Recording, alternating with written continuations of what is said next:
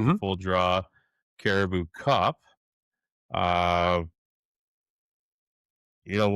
did you realize that when what was the first moment you think you realized, oh, this is a very different event that we're putting on?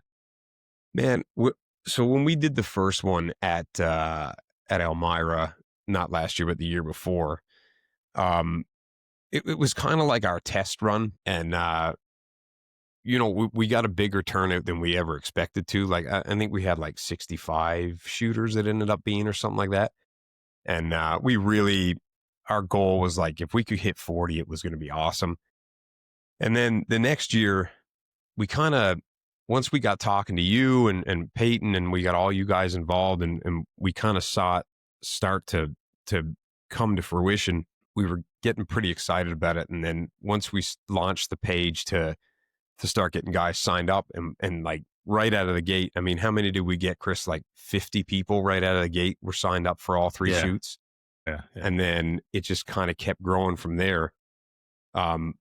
I kind of realized, I was like, scratching my head. I was like, okay, this might get a little bigger than we expected it to get. You're listening to the Letdown Podcast. It's like buck fever. One shot at a time. That's a big buck.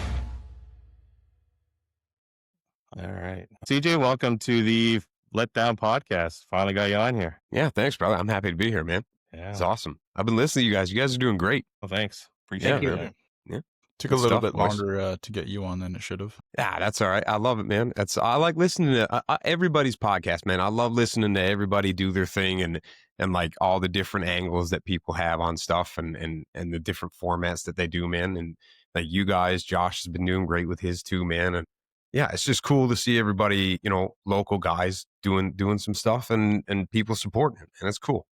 Yeah. I know we had Gary on before you, so I just wanted to apologize for that. But that's good. Okay. I'm joking. I love that guy. Oh, fuck. No, he was great. It was good to talk to him. So, oh yeah, man, he's excited for this season too. So he'll be pumped to get out and start shooting again. Yeah, especially with that new bow. Oh shit, yeah. When's that coming in? Do you know? I don't know. I think he'll have it probably early in the new year, I'd say. I'm hoping to get a chance to go up there and shoot with him and check it out and see it and stuff. So we'll see what happens. Cool. Yeah, I don't know if I'm really sold on cherry red, but I could see why someone would like it. So. He likes the flashy stuff, man. He does, yeah. Yeah, he sure does. He's gonna have to change all his equipment to red. So yeah, he's working on it now. He's in the process of doing it for sure. That's awesome. Misha, did you get a new bow? Sorry, go ahead. Me? No, I'm definitely not getting a new bow. Misha might be, I think. Misha, you're getting a new one. I'll wait till TAC and see what kind of deals they got. Oh, right. Yeah, good idea. Good idea. Yeah, I don't know if I have, $2,500 to drop on a bow right now, but yeah, they're not cheap, right? Yeah, maybe by July, I think is PA TAC, and might have $2,500 by then. Who knows? There you go. How about you, Justin? I like my bow tech, Justice. You gotta wait for your sister-in-law to win another one before you get one, right? I do, yes. Yeah. One that she can't shoot. Yeah. Anyways. Yeah. So yeah, we're just I guess we'll just start, we'll get into it. I know we wanted to talk about nationals and provincials, and then we'll eventually talk about the FDCC. So let's just start broad here. So when you hear nationals, provincial, I always think something changes when you put that kind of moniker on it. You know what I mean? Like if it's not like it's not like a local event. It's a little bit bigger. So have you attended the nationals? I haven't been to nationals yet. No, I haven't been to a provincials either. I thought I had. Someone was saying that one of the ones we went to in Muskoka was a provincials, but after talking with Peyton a little bit, I don't think it was. I think it was just the AIM shoot. I'm pretty sure. So okay. No, I think when Peyton was on here, he was saying that was the provincials. Yeah, 2023, because I was there. I was at that one. I remember because Peyton reminded me. Mason, I think it was Mason Peltier won first. Yeah, I don't think I was at the 2023 one. No, okay. I think it was 2022. I was there. Okay, I'm pretty sure. Yeah. All right. Cool. So, but I'm excited to get I'm really excited that provincials and nationals are here this year. So, because I'll get the opportunity to do both, which is awesome. Yeah, just like a lot of people. now that they don't Yeah. have to go to Alberta. Yeah. Or Thunder Bay. Thunder Bay, yeah. Yes. That's a long drive, man. It's I 16 agree. hours from me. Yeah. It's like That's a beat. for provincials. What do you get if you win a medal? You do. Yes. Yeah, I'm not driving 16 hours for a medal, man. No. Yeah. No. I'd like to have a cash prize at least of some sort. You know. Yeah. But unfortunately, I don't think that's how it's going to go. Yeah. No, Well, I mean, right like, now it's think still- about it. Like it's the drive, the gas, the hotels that you're staying, or Airbnb, wherever you're staying. Yeah. Well, and the time food. off work, It's- because yeah, if that you're going way up Yeah. there, man, like you can't just leave that morning and head up there, right? So No. you're talking hotels too, right? And it's a big commitment. Yeah, you got to stay somewhere, whether it's you're camping at a provincial park or, well, I'd aim. I think you can camp right on site. Yeah, I think so. Yeah. Yeah, I remember. Yeah, I didn't. I'm a hotel kind of guy, so I like my showers. So. It's it's nice to have a shower. Like even when I go to when we go to the SCC and stuff, I really like to have a hotel, man, just so you can get because it's hot usually, right? So you want to get that sweat off you, right, and enjoy yourself. So I'm doing that this year. I'm going to get a hotel. Yeah, because it was way too hot and I smelled really bad. Wow. After 2 days, I'm like, oh God, I stink. No. I went back to my uncle's house just to shower, and then I went back and hung out with everybody. Oh, that's good. There's no way that I'm going to sit here for the next 6 hours chatting it up, just smelling like this, dude. I'm not going to do that to everybody around me. Misha, not a chance, man. Yeah. So even though you haven't attended like a big shoot like the nationals or the provincials, you have attended some big shoots like the Porcupine, obviously. Yeah. What's the other one? The Southern Canadian Classic, of course. Did you go to Rogues this year? Rogues Hollow? I didn't go to Rogues this year, but I plan on going 2026 for sure. So when you're looking at these bigger shoots compared to local shoots, like what changes in your mind? Like what gives it that feel that it's a bigger shoot? Man, to be honest, like it doesn't change a lot in my head that much. Like I just know that like when we go to the SCC, I know you're going to be up against probably the stiffest competition out there. You know what I mean? And the same thing with Porcupine Hollow. But for the most part, man, I just kind of try to treat them like any other shoot. I just try to go have fun and like I want to compete. Don't get me wrong, and I want to do well, but I try not to get too much in my head about it, because as soon as you do that, you start trying too hard or you're pulling too hard on the back wall or whatever, and then stuff just starts going awry for you, and it never works out right. Like this year at the SCC, my first day was pretty rough. Well, not pretty rough, but like it was okay. But my second day, once I settled in, was a lot better. So I'm going to try to kind of carry that same mindset when we go to provincials and nationals this year. But training is the most part. Like I think as long as you're shooting coming up to these tournaments, so that you're comfortable behind your bow, I think it makes a big difference, right? Yeah, for sure. Yeah, for sure. So from the outside looking in, right, what do you think people underestimate most about these events, like nationals, provincials, the SCC, the Porcupine? Well, I think one thing is the course, right? Is you don't expect it to be as dark as they are sometimes. Like you can get to, I mean, Misha, you can attest to, right? Like when we went to the SCC this year, like the second half of the course was pretty dark, right? Yeah, usually you had to. I think the A and B course, which are like in the trees. Yeah, those ones are always dark. Yeah, which was nice because you got some shade, so you got a little bit of like some shade from the heat, but then it's harder to see and all those things. So I think that's one thing you should be prepared for if you're going to go to these shoots. And then also the heat that comes with the shoots, because it can get pretty hot, man. I mean, look at the FDCC last year when it was like 46 degrees at Galt. Like that was brutal. That was brutal. That was absolutely brutal. Yeah. And then like the sheer volume of archers is pretty impressive when you get there. Like there's a lot of shooters, man, and a lot of good ones too. A lot of good ones. A lot of good ones. Sure.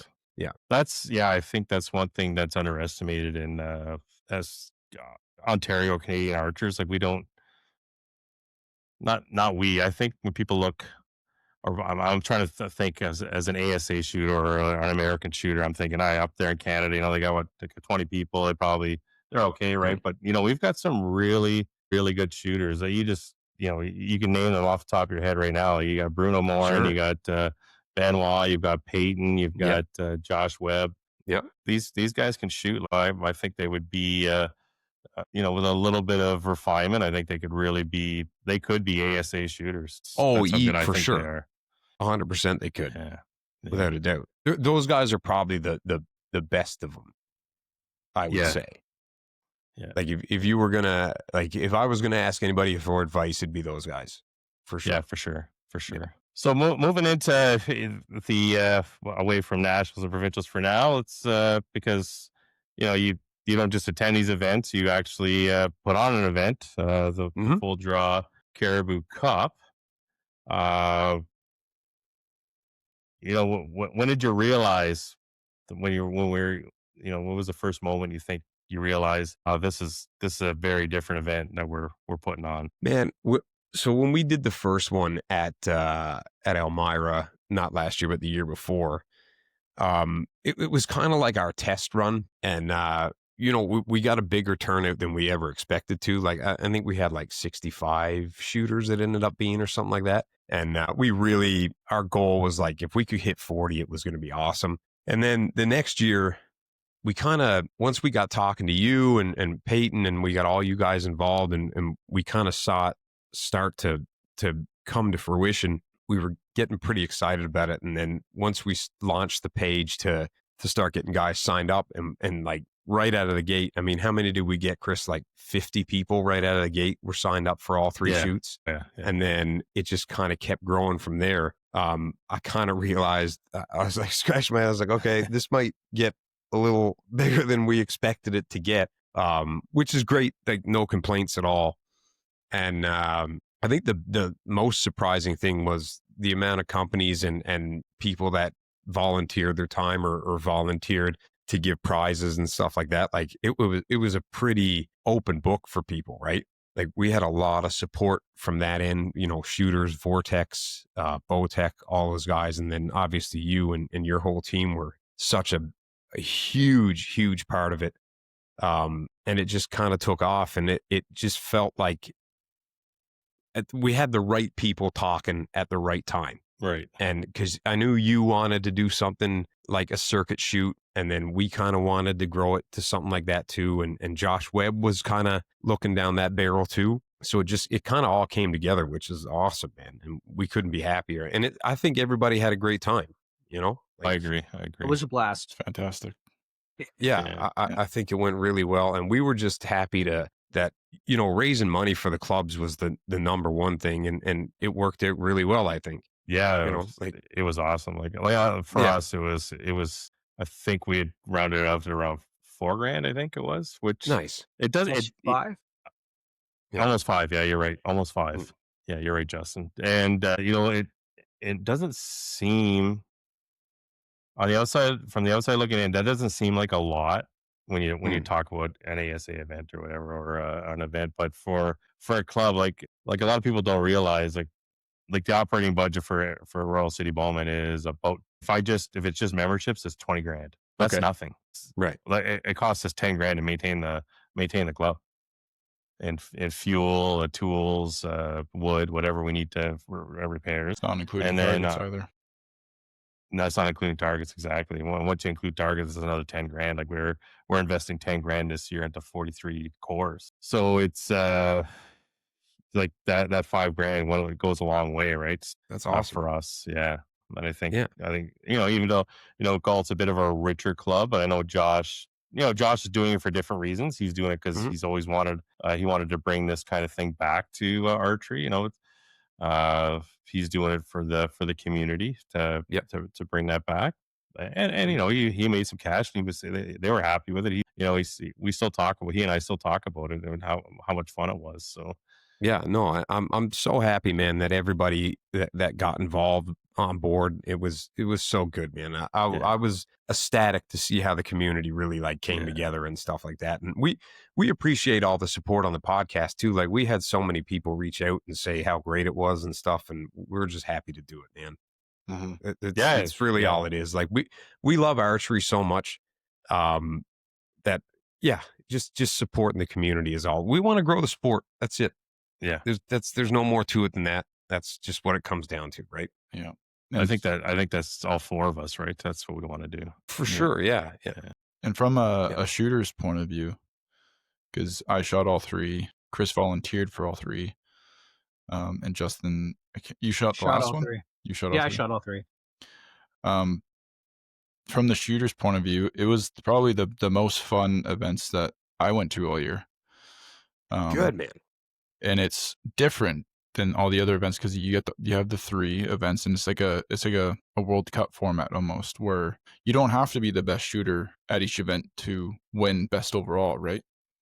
Right. Right. I mean, Benoit was the best shooter at all three events, and he still won. That guy's hard to beat, though. Yeah. He's special for sure. Yeah, no, it's a cool format, and first, I wouldn't say first of its kind, but first in a long time. And that we've had down here, and it went great without a hitch, honestly, because that's one thing that I had to say was each event, no complaints. Good, awesome, man. I'm happy to hear that, dude. I really am. I like that it broke the rules of distances. Like, you weren't just stuck at 40 yards or 45 yards. You're like, nah, let's do a 70-yard shot, right? Like, just a couple, right? But like, just to piss off the trad guys. We did a good job of that for sure. But we reined it in after, and we heard everybody's feedback and stuff like that, and we adjusted throughout, and we'll do the same thing again this year, and hopefully we can make it the most enjoyable thing for everybody. But still keep its identity of the fact that we're not going to stick to the shorter distances. We are going to challenge the compound guys for sure, and we're going to challenge the trad guys too, just maybe a little bit more reasonably, and not be meatheads about it. But it's. Honestly though, CJ, like at the end of the shoot, I had at least like at the first shoot, I had 5 or 6 complain about the distances because they weren't expecting it, and I try to get people the benefit of the doubt. Like, we did advertise a lot, but we did do it 2 months before. Not everyone's tech savvy, what have you. True. But on the last event after Elmira, I had at least 4 or 5 that approached me and said, guys, this is awesome, keep doing it. So, and that's the trad guys. So, and the prizes were amazing. The shoots, like Peyton did a great job setting up his course. Like Josh Webb, like blew it out of the water with his course. It was awesome. So Josh was Josh from Caribou Media was a huge part of helping getting those prizes, man. He was key in that. That dude is a gem for sure. We're so happy that he's part of that too. That dude is top shelf, man, for sure. Yeah, I think Gary was saying like how he doesn't understand how he got all these prizes, like all the stuff, right? Like that's a lot of work, man. Like he's got a full-time job, and he's doing a podcast, which he does a lot of podcasting. He does YouTube. Yeah, good podcast. Like it's quality. His YouTube, his gear reviews and all that. So I definitely I apologize that maybe I didn't really mention him at first, but I don't know. I was one of I did mention him when everyone was thanking you guys. I'm like, oh, don't forget about Josh. Well, his name's in the title too. Yeah, he's the best. That guy, man. I love him to death.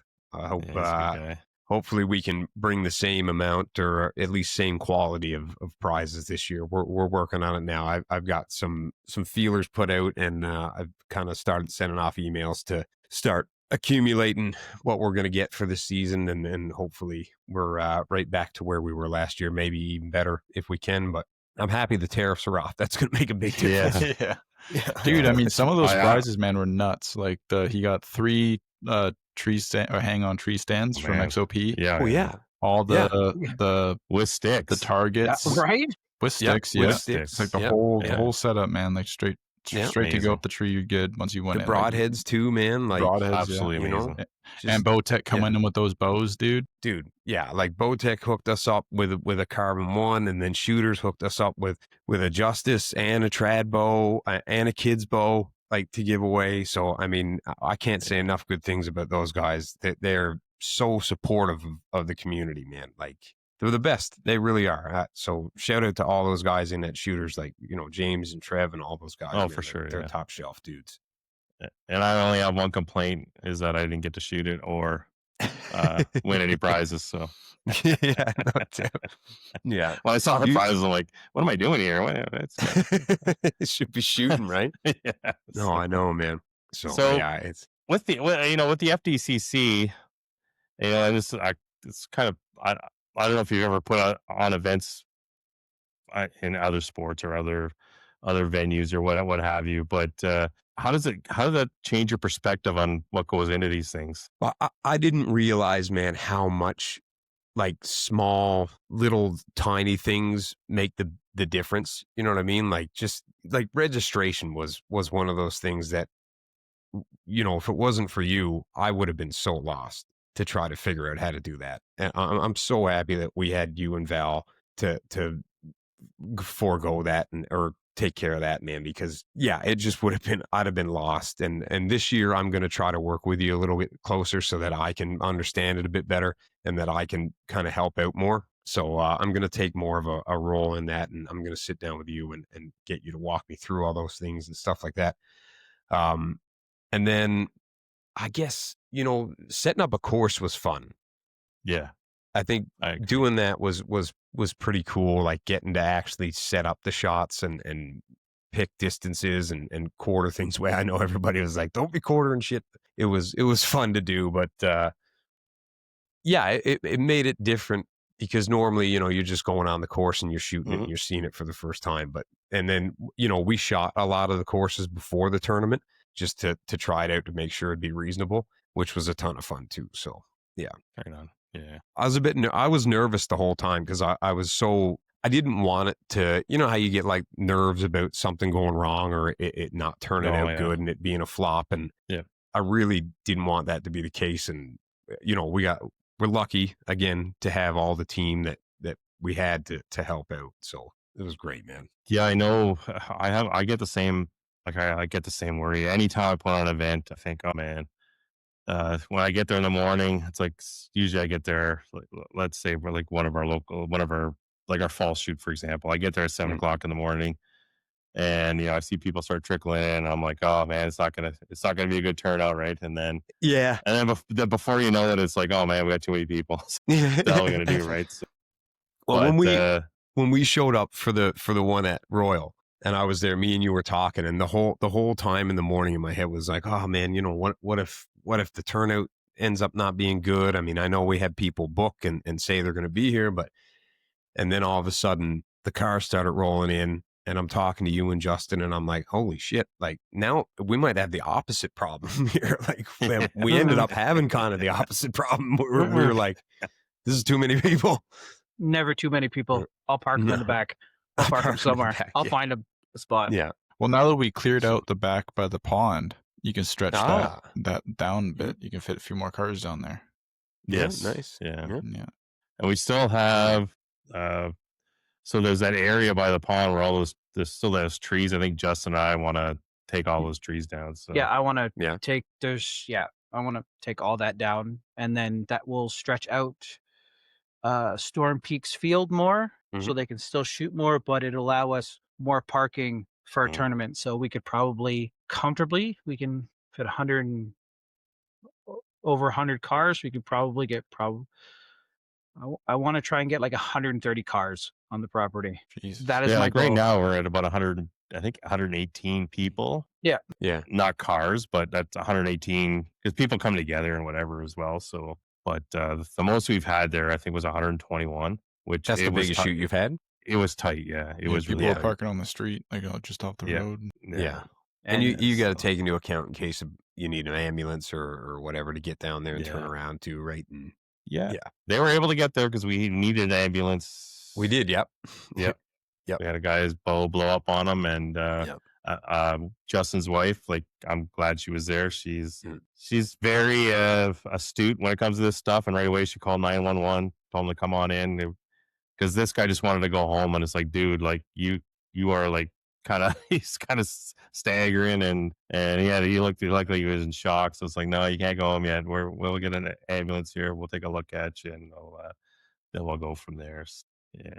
So I know, like, we made we did make some more like, I guess, what was the inspiration to make it a little more difficult, longer shots? Like, a lot of people are just comfortable. They're gonna shoot ASA, and there's nothing wrong with that. Like, again, like, great shoots. Southern Canadian Classics a great shoot. So is Porcupine. So and it's not to criticize the nationals or the provincials, but what was the I guess the brainchild behind that? Is it just something you like doing? You like, just take the longer shots, that sort of thing? Or we kind of took we wanted it to be competitive, like an ASA shoot, like SCC or Porcupine, but we also wanted to a little bit of inspiration from TAC. So the distance is really the only thing we can kind of pull from TAC, because we don't really have the elevation. Like, we're not on the side of a mountain anywhere here. So the distances were really the only thing we could throw in there. And,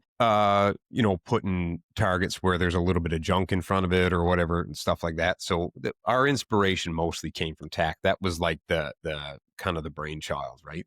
To pull from. Yeah. Yeah, it was a great format. Even I know the quartering is hard on the targets. Yeah, I always talk to other club directors, right? So I remember asking Josh, like, what do you think about? Because I know Bruno's like, no way, man. I never let anyone quarter my targets. No quarter. No gonna happen. But Josh was like, yeah, you do it for one shoot. Who cares? Like, whatever. And it gives people a different flavor. And it's really hard too, because, like, we're all three of these clubs right now, we have IBO targets, and I don't think IBO lends itself well to K anything really. No, because some of your 11s are this big, right? Yeah, like, even at 50 yards with a good K50 bow, like, that's pretty. That's a no-brainer shot, even for a shitty shot like me, right? So I can hit those, So. Yeah, if you've got a lens at 50 yards and you got a 3-inch ring, like, it's pretty easy to see. Yeah, right? Like the Moose. The Moose has got a thing like this. It's, oh my God, yeah. What is it, like 4 inches on that thing? Right? No, everyone's getting 11 on that. It's a chip shot, right? So yeah, that's why, like, the elk it was the bedded elk we put out at like 60 odd yards or something like that, wasn't it? Yeah, because it's a bigger target, so you're less likely to lose the arrow, and it's a pretty big 11 ring or 12 ring, whatever we were scoring it with. What were we scoring it with? 12s? 12s, yeah. 12s. Yeah, we were scoring 12s. Yeah. But that cinnamon bear that you had that 3/4 had his 10 ring was like this. Yeah. And then his 12 was like this, and then his 10 ring was like this. Yeah. Until I replaced the core, now it's a normal size, but he had like an oversized 12 ring too. Right. Yeah. God damn it, why'd you change that one? I like that one. Because it got shot out. Misha's like, that's the gimme, man. Don't be changing that. There are a few gimme targets with IBO. That's the difference between that and ASA, right? Because ASA, the 12 rings are all the same size. Yeah. IBO, even on a Moose. Yeah. Even on a Moose is the exact same size. Yeah. And then IBO, you get like the little cocaine bear where it's fucking, like a dime. Like, yeah. And it's like, oh. I know, they're brutal, right? Target. It's just or you get the skunk. The skunk is, ugh. Well, what's the Stegosaurus too? Yeah, we have the Stegosaurus. I fucking hate that one, dude. Oh, I hate that one so much. Turkeys get me, man. Mm-hmm. Oh yeah, turkeys are like the bane of my existence when I'm trying to shoot 3D. It's funny, the ASA turkey is a lot easier to hit than the IBO turkey. That's true. Is it? Yeah. Oh yeah. Yeah. Because it's all the 10 ring and the 12s are all the same size on ASA. Even for a turkey, like the turkey, the Wolverine, the Moose, it's all the same size. I'm just trying to picture Bruno's turkey that was in the cornfield. Dude, that was a cool shot. I love that shot. That was, if you missed, it had one of the leaves. The leaf from the corn was pointing right at the 12. At the 12. Yeah. Real convenient. Yeah. That is he has some wicked setups there. Like I love the Wolverine in the log. That's one of my favorites. I love shooting that thing. I love shooting Wolverines. That's one of my favorite targets to shoot. Yeah, it's actually it's for a lot of people they find it intimidating because of the size, but I find it's one of the easiest ones to shoot because of it has a solid color separation. Yeah, that's kind of where you're gonna put your arrow if you want to shoot a 10. For sure, you put it there, boom, you got yourself a 10 for sure. So yeah, gives you something to draw your eye to, right? Yeah, which really helps. Rams, I think, are my favorite. I like shooting ram targets. Oh, the Rams, targets. Yeah. I don't know, I'm not a fan of the Rams. That's just because I want to hunt a ram so bad, but I'm probably never going to get the chance to because it's too expensive. It is, man. Yeah, that's the dream hunt right there. Yeah, so now that you've got the FDCC under your belt, you know. What do you see for the future of that tournament? Well, I just for the next couple years, I just kind of want to refine it and get it, smoothed out, get registration figured out a little smoother, and just make sure it kind of keeps its growth going and stuff like that, and get the word out there a little bit more. And then eventually, down the road, I'd like to maybe add a shoot or two if possible. That's a big maybe, because 3 shoots a year is a lot, plus the fact that all of us compete too, right, in other shoots. So there's really only so much you can do, so it might have to stay at 3 shoots for quite a while, just because between the SCC, Porcupine Hollow, Rogues Hollow, and then all the other smaller shoots that you go to, like you'll be filling up everybody's weekend, and people just don't have time to do every weekend to shoot archery, right? Even though some guys would, I'm sure. Girlfriends. Yeah, exactly, right? You got to keep them happy too. So just bring them with you. Bring them with you. Get your girlfriends into archery. She don't like it. She's not into it, man. Nope. No. Well, no. I'll tell you something, Misha. At the Southern Canadian Classic, there is a couple of wicked beaches along there. So if she loves the beach, while you're out shooting till noon, she can hang out at the beach, get a nice tan, and then you can meet her there. And there you go. And then she can hang out, or she can hang out with Valerie after, because that's where Valerie's headed at now. Now she found out there's a couple of nice beaches there. So. She's heading straight to the beach, hey? Right after the shoot, yes. The beach. Well, I might try to convince her to come to the SCC next year. Yeah, I'll be able to bring my dog then, because he'll be 1.5 bit better behaved. All right on. Yeah, cool. Yeah, I'll do what Jono did, and he brought his border collie. Oh, nice. I got a Nova Scotia duck-tolling retriever. Nice, man. Boy. Yeah. Very hyper. Duck hunting. Oh, yeah, no doubt. Yeah. No, I love him. He's cute. Yeah.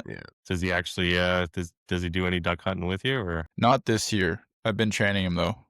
He's doing good so far. Yep. One of my buddies, his family owns a farm, and they do pheasants. So they're a game farm. So his dad's he's running 4 dogs. He's been training dogs for 40 years, so he's giving me a couple tips. Nice. Yeah. So you're gonna train him to hunt pheasant? No, he'll be a duck dog, but I wouldn't mind bringing him out pheasant hunting just so he can retrieve. Yeah. And just so we can feel live birds. Nice, man. Yeah. That's awesome. Yeah, I've always I don't know if I've ever mentioned this, but one thing I love doing is probably more than any big game in the world. I love hunting grouse, and much fun. I wish I had a dog. So I don't know if you guys know Gilles Jip. I know I always make fun of him about him being the only guy we have that watches us on YouTube, but he had a dog for Brittany, and she was a great grouse. He was always telling me stories about hunting with this dog, and to me, it's like that's like one relationship that is just so amazing, like the hunter and the dog. And I would just love it. And then again, I love eating grouse and I love hunting them. It's like if someone said you can only hunt one thing for the rest of your life, it would be grouse. Yeah. It would be grouse. Oh yeah, for sure. Dude, it is fun getting in there. It's a blast. Grouse, man. It really is. Yeah. It's a blast. No, you get them on the fly. Sometimes you get them on the ground. Whatever. It's like it's always something different with them. They're just and they're so delicious, man. They are delicious. Like just so good, dude. Chicken of the bush. Yeah. They sure are. You just have to shoot a hell of a lot of them to get as much meat as you're gonna get out of a deer or a moose, right? So, dude, if you're gonna get a meal at a grouse, man, you need at least 4 or 5. Oh yeah, for sure. Like for sure. There's not a lot on them, man. No, there's not. But they are good. They are good. So. Oh, delicious, dude. Yeah. The best. Yeah. So let's, I think I just wanted to, so we talked about the tournaments, and sort of like the way we've kind of, like the way I've kind of structured this show is, it's to support archery and the community, and a lot of the guests I have on, it's really just to support Ontario archery. I know you guys do sort of the same. Let's just, I just wanted to talk about a little bit about the Full Draw podcast. First of all, I know Gary told us you guys got started, and Peyton mentioned it too. It was just kind of you and Gary having conversations over the phone. You just kind of turned into a podcast. So yeah, how do you think you've kind of evolved from just those conversations to what you're doing now? Because I've listened to a lot of the earlier ones, and there was definitely an evolution of what you guys are doing then to what you're doing now. So yeah, it was kind of when it started off, like me and him were just kind of finding our footing in 3D. Like we always hunted back in the day, but we were never like, I always had a bow, but we were mostly rifle hunters. Like, you get the bow out early season for moose because back home you'd get a week early to hunt with a bow. But then as soon as rifle season opened, you always went with good intentions, like you were going to bow hunt this year. But then as soon as rifle season opened, you're just like, I'm taking the rifle. You know what I mean? Yeah. And when we ended up moving here, we were planning on bow hunting for deer and stuff. And I can't remember how we stumbled upon 3D archery, but I think we ended up going to the Wolf's Den one time and shooting some targets. And then we found out that turns out there's lots of 3D courses around Ontario. We had no idea because they're not that easy to find if you're not into it. I think they're easier to find now. Yeah. Because they're marketed better. But, we started the podcast. It was based around kind of hunting. And then once we got really face and eyes into 3D, it started to go down that path. And then we met a bunch of people in the community and it started to go from there. And it was really after we met Peyton and you guys that we started to see that there was a community here and there was a lot of great people in it. And we said, we could really use the podcast to help promote, archery in 3D here in Ontario. For the longest time, man, we thought we were going to talk into a void of just nothing. Like, and we did for a long time, man. Like there was a while there where we were only getting 10 downloads an episode. You know what I mean? But it started to pick up speed, man. And we just kind of rolled with it. And as we met people like you and Misha and Justin, like it just kind of started flourishing from there. And now it's got a pretty healthy listener base, which is awesome. And that's what led us to the FDCC to kind of give back, right? Which was really cool. So yeah, that's kind of the evolution of it, and we've kind of just stuck with it ever since. And that's been it, man. Just so it's kind of come full circle for you, right? So yeah, started 3D to the podcast, now it's back to giving back to 3D community. That's awesome. Yeah, it really has, which makes us real happy, man. Because it's when you find your community, it's awesome. Yeah. Right. And then I think we did that, and it's a great time for sure. Yeah, it was funny. The first time I saw you, or I met you, was at Royal City and shooting with my buddy James. Mm-hmm. He tapped me on the shoulder. He goes, "That's CJ." I go, "Okay." He goes, "No, he's host of the Full Draw podcast." And I go, "The what? The what? the Full Draw podcast." And I go, "He runs a people do that podcast?" I was never a podcast listener, so I was like, I never really like thought people actually like did that. Yeah. And then I think I went home. On the drive home, I actually listened to one of the podcasts. I can't remember which one it was, but it was just you and Gary shooting the shit. Yeah. And I'm like, you know what? Like, I dig it. And then I started listening to you guys, and I started listening to Cam Haines. And awesome, then man. Now I listen to Joe Rogan and the Meat Eater podcast and all those things. And like, I'm at work now, just listening to it, and all my coworkers telling me to shut it off. I'm like, go fuck yourself. Like, get the fuck out of here. No, that's cool, man. Now I listen to podcasts at work whenever I'm working alone and just need something to listen to and pass the time. And then now I'm doing one. Jesus Christ, what happened to me? Right? Look at the evolution, man. Now you've got your own podcast and stuff like that, and people are listening to you now, and you'll probably inspire somebody to do the same thing, which is awesome, man. Yeah. So. I often feel like you did, CJ. I feel like I'm just talking to a void, but that's That's kind of how I feel most days. So even if I'm not on a podcast, so yeah, you feel like that for a long time, man. Because like you get, I mean, I still have like an imposter syndrome of like, well, I don't know why the fuck anybody would listen to me talk. You know what I mean? Like, but I think it's less about people listening to you talk and more about the fact that you're talking about something that's interesting to them. Yeah. And if you can make that sound like me and Gary have a really great dynamic where we can kind of just shoot the shit.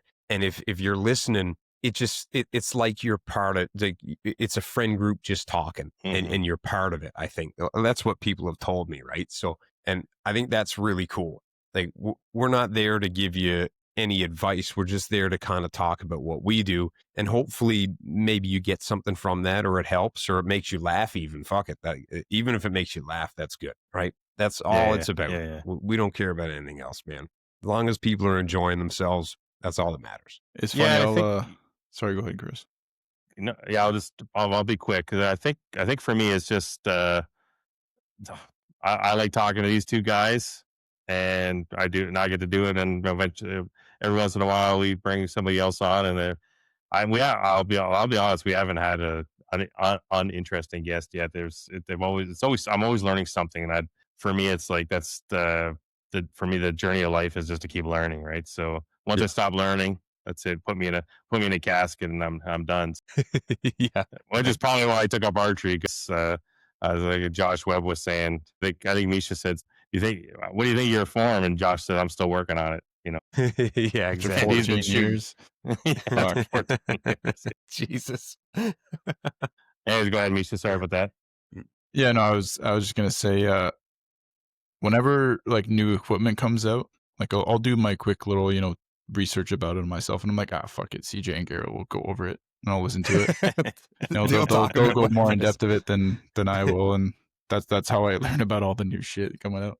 Good, man. That's awesome. I'm happy that you're getting something from it. As long as we're providing some value to people, that's all that matters, man. It really is. I get a lot of laughs. Like guys remind me of my brother, the conversations me and my brothers have. So yeah, I have two brothers, and we have conversations. It's very similar. It's just we just get caught up in just stupid shit sometimes. And then you have like the tangents are awesome. I love the tangents. And then you have podcasts like Josh's Caribou Media podcast, where he interviews people in archery, right?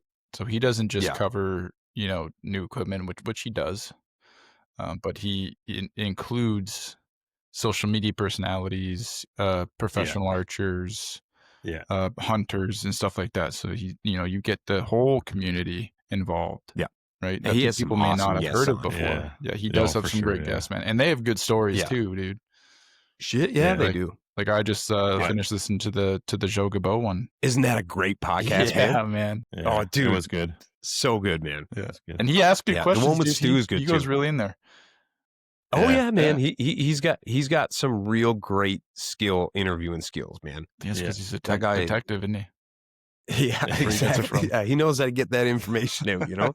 So the other thing I have a lot of respect for with Josh's podcast, one thing I have a lot of respect for him is that he doesn't care about hear and no. Like he just asks. Like for me, I rejection is the worst. I'm even though I know Josh Webb pretty well, or I know you pretty well, I still, like, before I send an email, like, fuck, are these guys just going to tell me to go fuck myself? Because whatever, right? I never do that. Yes, ever. It's like, I don't want to be on your stupid podcast thing. Sucks. I'll come on your podcast anytime, brother. Anytime. Yeah. I love you boys. It's great. I'm happy that you did it, man. When you told me you guys were going to do a podcast, I was like, this is awesome. Yeah. I was pumped. It was funny because I got the idea last year because I heard Misha with was it Jonathan and James, and you guys are talking about, you're making jokes about, we should do our own podcast, call it the Half Draw or something, or whatever. And then it was called the Knockoff podcast. The Knockoff, yeah, something like that. The Knockoff. And then someone said the Letdown, and I'm like, you know what? That actually is a good name. And I want royalties, motherfucker. So I did steal it. I did steal it from you. I love it, man. Oh, yeah, no, we were talking about it. And now it's like, no, you're part owner of the show. Was, yeah, I know. No, we were talking about it, and I was like, well, why don't we just do it while we're shooting? And Jonathan goes, dude, you get arrested so fucking quickly. And I'm like, well, yeah, that's a good point. We do talk a lot of shit. Yeah. When we're shooting, and it's probably not a good idea. Yeah. You guys enjoying it though? Like, are you having a good time with it, or? Oh, yeah. Yeah. Yeah. I mean, for sure I am. Good. Yeah. I just, I love hearing my own voice, except when I have to hear my own voice, if that makes sense. I can't listen to the podcast. So I really wanted to listen to the one that Misha and I just done. And I finally got through it, but I'm like, I cannot stand the way I sound. I feel like I sound like this nasally jackass. I don't know. It's just, I'm again, like we're all worst critics, right? So yeah, I have a hard time listening to myself too. Yeah. Like whenever I'll have like a Meat Eater podcast on in the truck or something, and when it ends, it'll how it'll switch to the next podcast, and it'll be me and Gary, and I'm like, oh Jesus, I can't listen to myself talk. Like, come on, man. As soon as you hear your own music, I'm like, no, I'm out. I'm like, nope, I can't do that. No, I'm good. Yeah. So with the Full Draw podcast, like, what do you and Gary do to prep? Is it just 5 minutes before? Is it nothing? Really? Nothing, huh? You just go in there cold. Wow. I wing it every time. Like, wow. I'll watch some stuff throughout the week. Like, let's say we're doing we're going to talk about a new lineup of bows or whatever, right? Yeah. I'll watch some stuff on YouTube or whatever, or if I can get to shooters and they have the bow there, I'll go shoot it. Okay. I'll pull up some tabs on my computer 5 minutes before so that they're all open so that I can rhyme stats off. Cause I can remember a lot of stuff when it comes to stats, but draw lengths from this to that, I'm not going to remember, you know what I mean? I can't remember the speed of every bow, but yeah, man, I just go in and wing it. I tried scripting a little bit, but I sound so robotic when I'm trying to read off of something, and I don't sound like me, and it comes off so ungenuine. So I was just like, you know what? I'm just going to wing it, and then and if God gave me anything, it's the gift of gab for sure. There you go. So awesome. Yeah, I just wing it every time. Gary does too. He's like, yeah, fuck it. He's like, I'll just be there, dude. I'm like, all right, man. So it's a lot easier when you guys have chemistry, right? Yeah, well, I think that's the key for us is like, because we're brothers and we can feed off each other and stuff like that, and we rib each other a little bit, which is good, and it works. The dynamic is really good there. Yeah, I agree with that. So with the other podcast, so yeah, you do run another podcast, Behind the Hunt. I think I've listened to. I think I listened to the first one. I haven't had a chance to listen to the other ones. I'm not sure how many episodes you're in. I think I'm 10 deep now. Okay, yeah, I gotta that. find it and subscribe to it. So yeah. How's that one going? How do you enjoy that one? That one's a bit more of a struggle for me because we're busy with Full Draw and a bunch of other stuff, and that one's kind of taken a bit of a back seat. I'm slowly starting to ramp it up, and I try to have a guest on. I've had Stu and Joe on. I've had Peyton, Dave, and Josh, and all those guys on. That's basically like just a general hunting podcast. So it's not necessarily archery. It could be rifles. It could be, I might have a guy on that traps or something like that too. And just a general outdoors podcast. Just to go over, tell hunting stories or tactics that guys might be able to share to help somebody out and stuff like that. It mostly, I kind of started it for me to learn, right? So if I can talk to, like my last one, I had a guy on from out west. He's a guide. So, you can learn a lot from just sitting down and chatting with those guys, right? So that's kind of was my idea behind that. And I've got a few guests in the works right now that I'm trying to nail down, but it's hard, man, to get guys like on a date and a time, right? Yes, I know. Yeah, it's a struggle. I was working on, yeah, exactly, right. And I was working on Adam Weatherby there for a while, and we're still kind of back and forth about it. So I'm really hoping that one works out. But it's hard to nail him down. That dude's busy, right? Yeah, exactly. He's hunting all the time, or he's got a big company he's running. So, but hopefully it turns out. Yeah, how's that Weatherby treating you? Oh, it's good, man. Awesome. I love that rifle. It's probably the nicest rifle I've had ever, for sure. Yeah.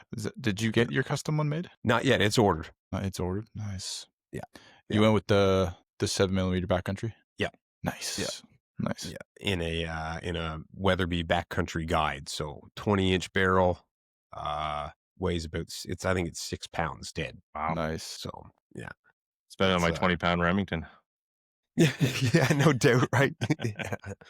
No, it should be a pretty sweet rifle, man. I'm excited to get it. It's going to take a while to come in, but once it comes in, it'll be awesome, man. Nice. Yeah. Yeah. Yeah, we should all get together and go out and do some targets. Boys, let's do a range day, man. Yeah. Yeah. Absolutely. I'll bring my 308. There you go.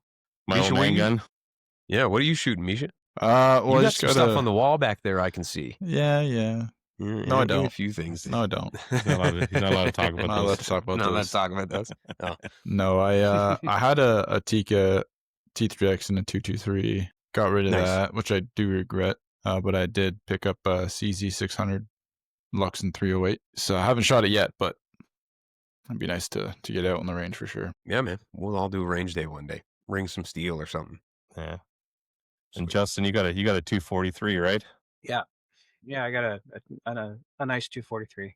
Yeah? Yeah. Nice. That's a cool caliber, actually. It's a good gun, yeah. Yeah, it's a cool caliber. It's fast, man. And ammo's not super expensive. That's convenient. Oh, there you go. Yeah. Right. Like, I won't be able to say the same thing about that 7mm I'm sure that's going to be like, that's going to break my heart, I'd say. Yeah, it is what it is. And then they're about the same price as 7 PRC, which is about $100 a box. So it's not awful, but it's not cheap. It's for 20 rounds, right? Yeah. And, yeah. $5 a round. And then I technically acquired a 270. It's not mine, but it's mine. I'm holding on to it first till someone gets their PAL. Ah, very nice. So I'll have to edit that in. That's joking. It doesn't matter. Nothing illegal about it. I'm just kidding. There's nothing illegal about that at all. What are you, a cop? I know. I'm just joking. I am a cop. No, it's. I'd like to shoot that one too. 270 is nice. Well, it's neck down 30-06, right? So it's a nice round. Yeah. Good all around. Very nice round. Oh yeah, for sure. Yeah. Yeah. You know, absolutely. Like a lot of these older calibers, like 308, 30-06, 270. Nothing wrong with them at all. Nothing wrong. Oh, not even a little bit, man. No, they've got the job done for years and years and years, and they'll continue to do it. You know what's funny is with a 308. So a lot of the old heads will say, well, you know, all these new cartridges coming out, just a waste of money, like the 7mm backcountry or the 6.5 Creedmoor, 6.8 Western. It's like it's advancements in technology, and you're going to shut it down. I don't get it. Like yes, 308, 30-06, 30-30 have killed, you know, more deer and moose than most other cartridges. But you just gonna stay in the old days, the past, for the sake of staying in the past, right? Well, it makes no sense. Yeah. So yeah, I agree with what you're saying. Totally agree with what you're saying. It's the human mind doesn't like change, right? So like, so I work in an industry where I do engineering. I propose projects to people, and as soon as you mention anything is going to change near their house or whatever, they lose their minds. It's going to bring this, it's going to bring that, and it's just it's like it just changed. People don't like it. So like I like to joke around because you know I only have a 308. I've got 22. I've got this and that, but you know, like that's what I've got. I joke around with guys, but you know, I think it's cool. If I can afford to get all these, if I get something in 6.5 Creedmoor, if I get something in 7mm back, I would.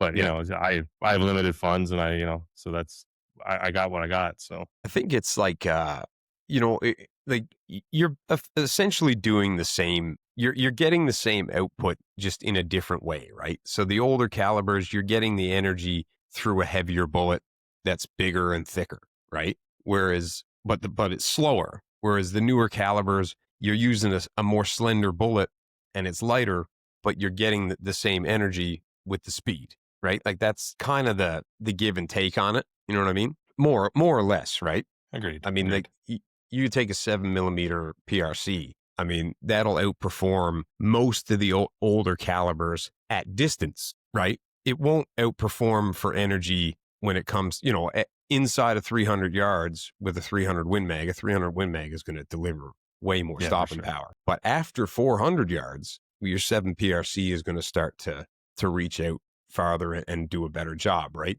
And it's going to be the same with like the 7mm backcountry, right? Like it's a very strange round because it's an alloyed case. It's not brass. It's pushing a lot more pounds per square or per PSI. So people are like, oh, it's not going to be any good. It's not going to be this. It's not going to be that. And it's like, well, it's probably the evolution in firearm cartridges. Yep. You know, the U.S. military is going to steel cases for a reason because they want to push more pressure. Right. This is the direct, result of that coming into the consumer market, right? So I think everything I've heard about it is great. Yeah, did they have a few issues with, sticky bolt lifts at first? For sure. But they've necked it down a little bit more to give it a little bit more, play and stuff like that. And now that sticky bolt lift is gone. And, I think it's going to be a really, really great caliber for big game all around. Yeah. I really do.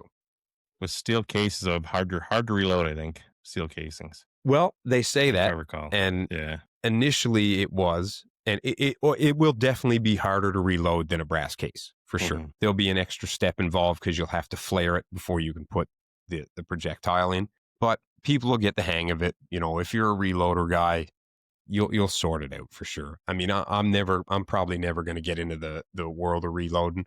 I'm probably just going to buy factory ammo. So for me, it doesn't really matter, right? Never say never, CJ. That's true. Never. I should never say never because I said I'd never fletch arrows. 16 either. Retired, you had nothing else to do. That's when you'll start reloading. Yeah, just sitting there pressing bullets all day. Hey, I got a Hornady 5-stage press. You might want to come over sometime. It's very addictive. Oh, I didn't know. I do, yeah. It's very addictive because I used to shoot. I used to shoot IPSC, which is it's the international pistol. Mm-hmm. So 9mm, it's not expensive, but you want to tune your ammo. It's just like anything else. You want to tune your ammo to your gun, right? I worked up a lot of loads for 9mm, and then I came up with one that worked with mine, and I also did it for my 308 as well. But I got out of it, so I have a whole bunch of spreadsheets and data somewhere, and what load really works well with my 308. Like I was at a point where, and this was the original stock and barrel. Like I have a Remington 700. It's a cheapie, but I was shooting at 100 yards. I was getting less than MOA groups, and I only had at that time. I think I just had a cheap Bushnell Banner scope. I don't remember that people would laugh at me, but it's like, hey man, I think I'm shooting groups this big. Whatever. Mind you, one day the reticle and the scope went like this. And I was like, I think I'm gonna get a better scope. Yeah. But I mean, you can be more consistent with your loads, right? If you hand load them yourself. Yeah. And I was. It was. But again, it's for me. I like that kind of work. I like doing that. I like going out and experimenting. I have an older what do you call it? Chronometer, so measure speed. Chronograph, yeah. And so I was doing all that and getting loads down, and I found the 308 actually was the least amount of powder that I could put in it with a 168 grain. Wasn't the fastest, but that was the most accurate. It was with that. So I have the long 26-inch barrel on the 308. And that was the best load I was able to come up with. So that was the best recipe I had. When I said that I got that CZ in 308, you went, it's a man's caliber right there. That's right, dude. That is a man's caliber. And actually, I have this is a recording of Chris talking about guys who shoot 6.5 Creedmoor. Ready? Ooh, I want to hear it because I shoot a 6.5 Creedmoor. And have them paint their damn toenails. What the hell's that all about? Isn't that right, Chris? I gotta get my toenail paint out now, man. Oh God, man! I wish I had a voice that good, man. That guy's got a wicked. Dan Severn, isn't it? Yeah, Dance. Yeah, or Don Fry. Yeah. That was a tough. Yeah. That's a tough dude, man. That is a scary dude. The toughest dude. Yeah, very dude. I think the reason I went with the 7mm backcountry was because there seems to be like some black magic going on there, because they're getting those ridiculous speeds out of a short barrel, right? It's designed to be shot out of a 20-inch barrel at 3,000 feet per second, but the recoil is less than a 7mm PRC, even though the cartridge is basically a 7mm round in a 30-06 case. So you would expect it to recoil heavy, but apparently it doesn't. So there's, and I'm sure it has something to do with that steel alloy case and stuff like that, and the pressure's being pushed forward less than coming back. But yeah, it just seems like they've hit some sort of formula there, and I'm sure they're going to refine it, and it's only going to get better. But yeah, I think it's a special cartridge. I really do. That's cool, man.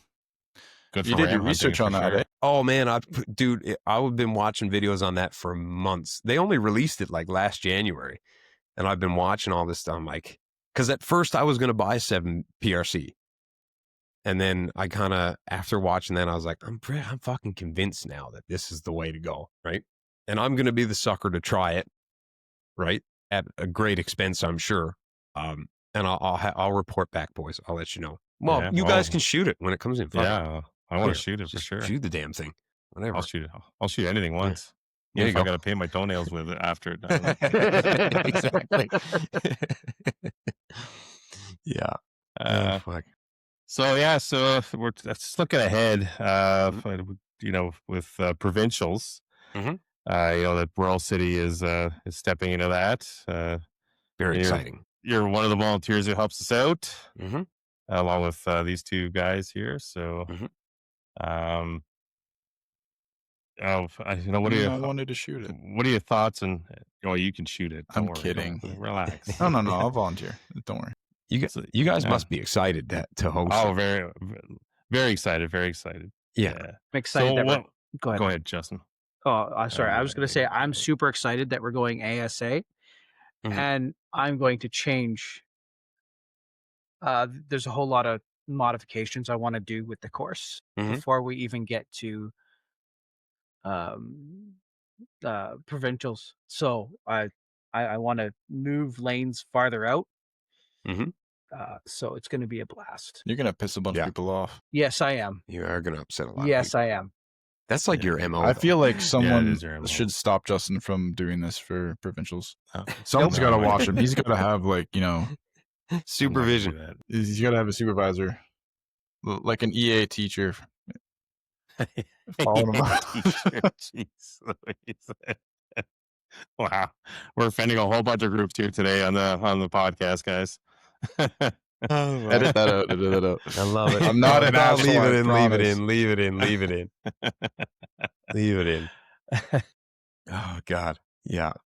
So knowing that, what's one thing you're hoping shooters understand this year before they ever step out onto the range at Royal City Provincials? I don't know, man. Just bring your A game, I'd say, because there's going to be a lot of good shooters there. There will be.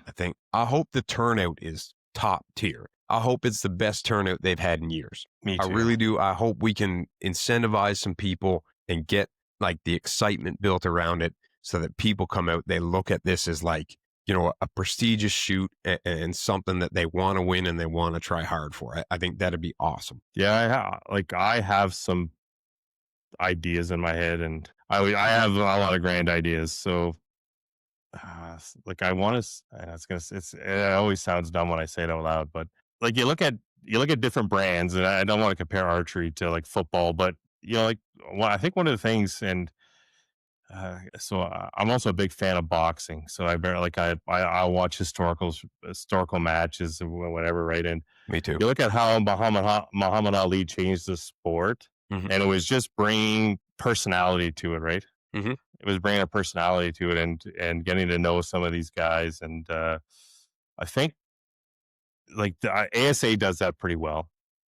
I know it sounds silly because sure, we're you think about it, we're that's for 3D, and in 3D maybe there's 500 shooters in Ontario.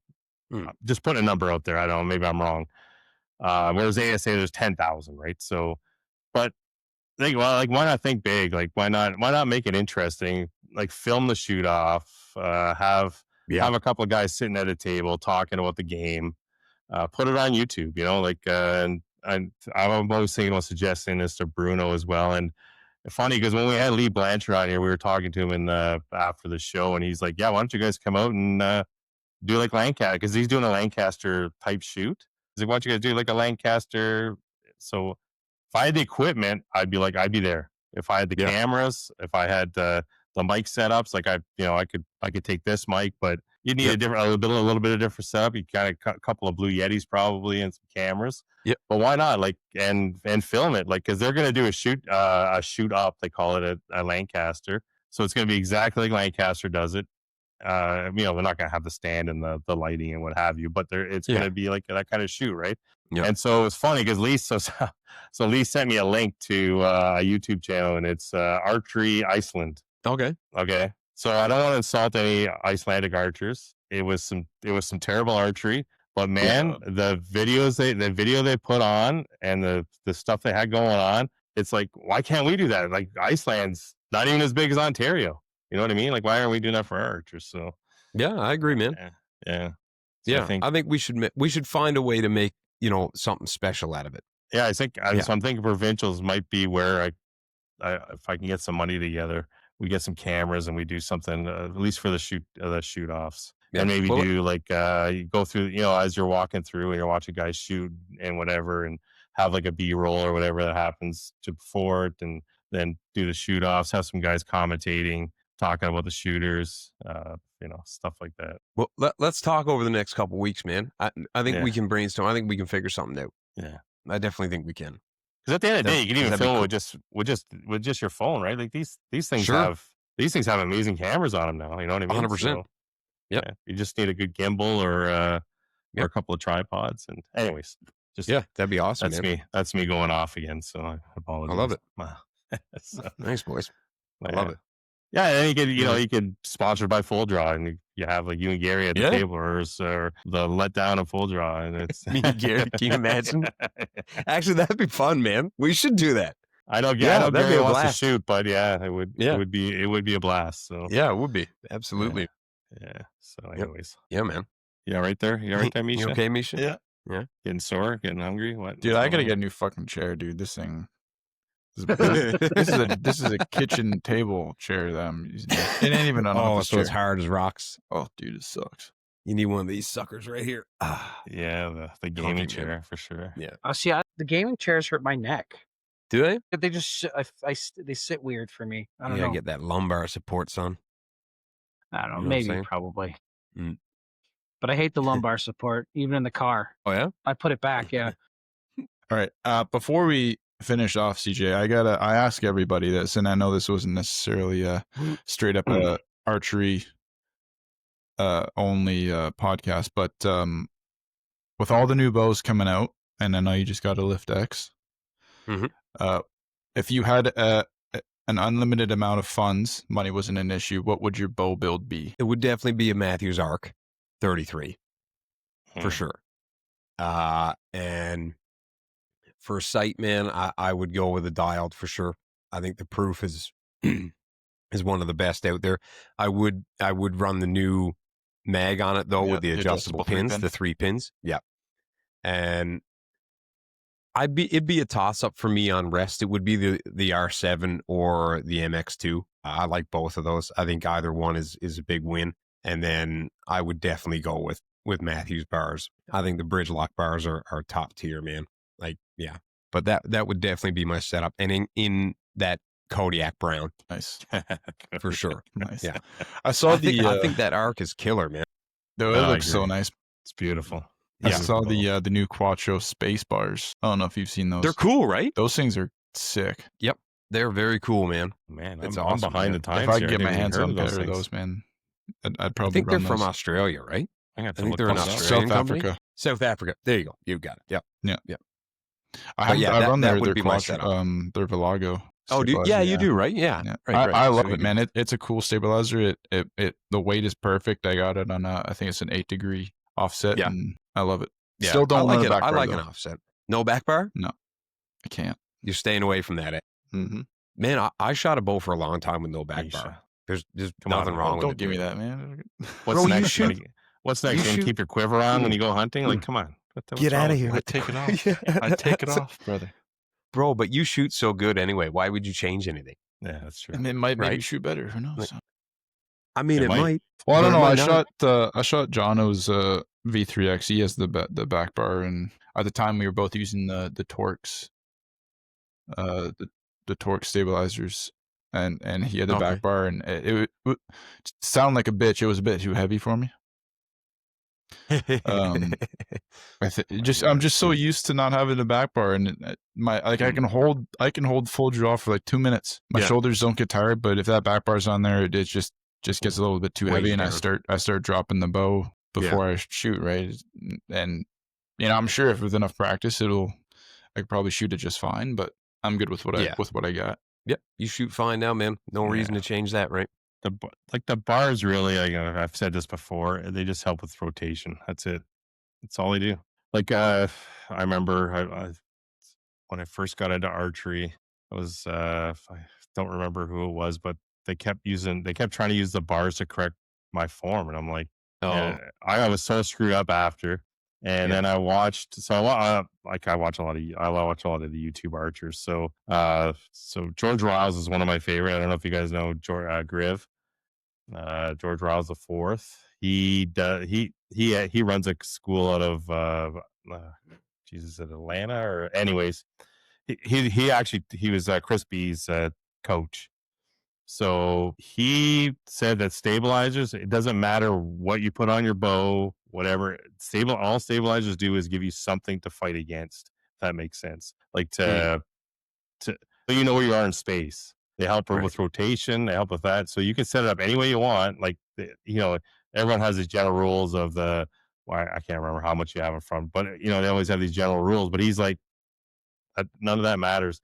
What he teaches his guys is that you shoot 300 with your bars on, take the bars off, and shoot 300 again before you put them back on. So just to show them how much the bars don't matter, it's form, right?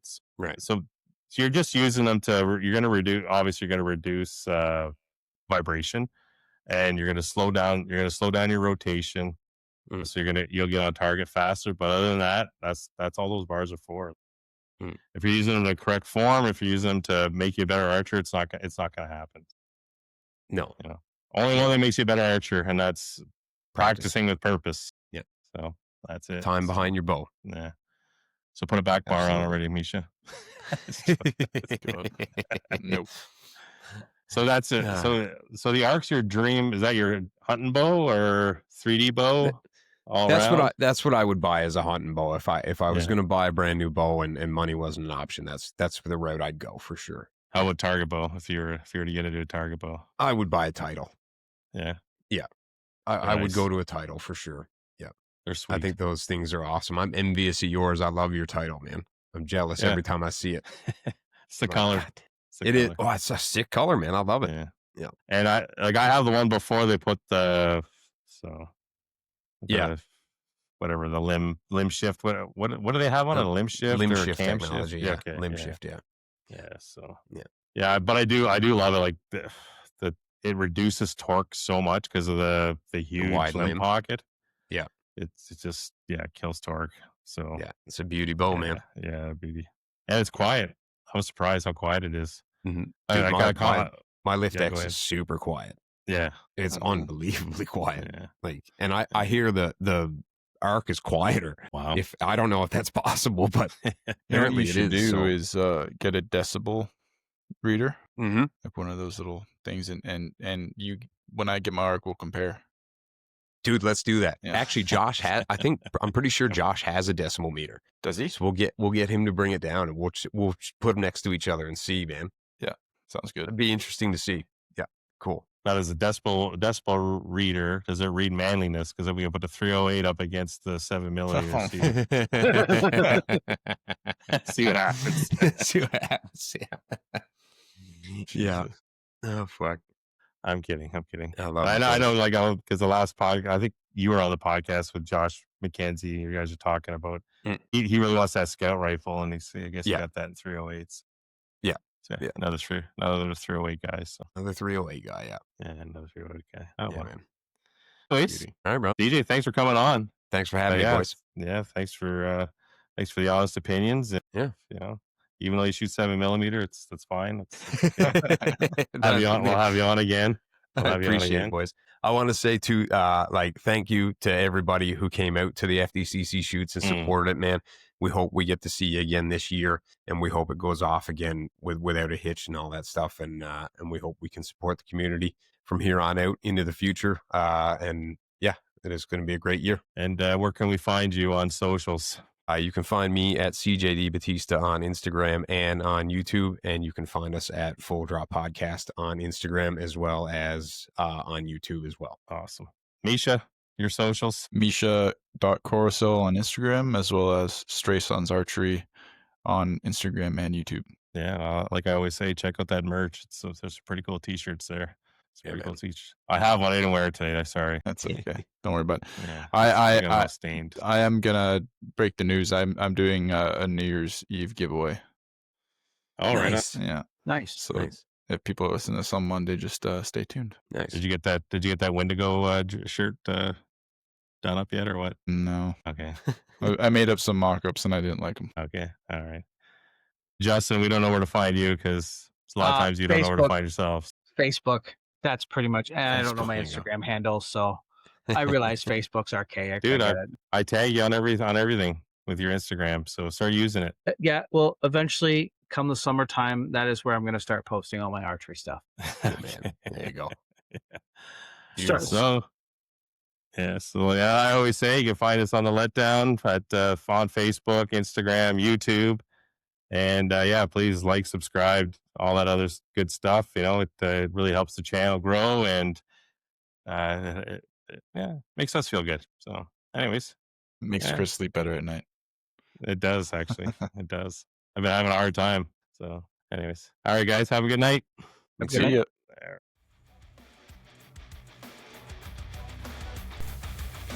Thank you for listening. This was The Letdown.